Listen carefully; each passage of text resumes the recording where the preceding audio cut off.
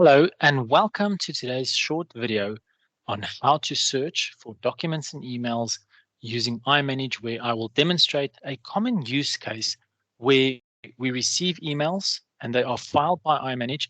And sometimes those emails have got attachments with them, and users don't always know that we are able to search for those attachments that have been filed. On my screen, you will notice that I've got Microsoft Outlook open, and I'm going to specifically focus on this email here from Philip Tigard.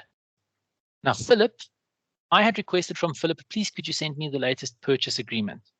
Philip then sent me a purchase agreement as an attachment and said, Byron, here you go.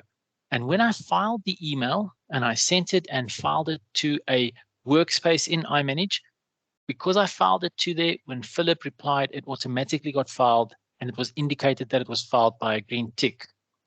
Now let's imagine that after Philip had sent me this document, I know that it's been filed, and I didn't manually go and save the attachment in iManage by clicking on the work panel, going into the client's workspace, into agreements, and dragging and dropping the document there. That's usually what a diligent user would do, but sometimes we forget and that doesn't happen.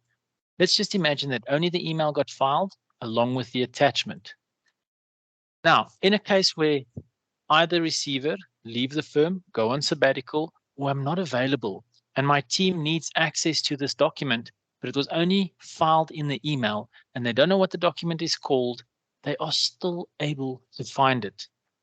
We are able to search for it because if we know what the title of the document is, we can use that. But if we don't know and we know what the content of the document contains, we can still find it.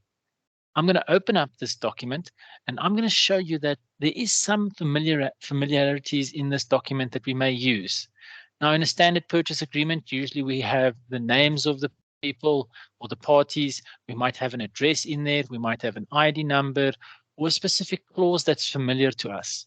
In this case, I would have known that there is an address in here, 21 Lagoon Drive, and I wouldn't have known what he would have saved the document as. He might have just called it BL purchase agreement or something, and it would have been difficult to find that.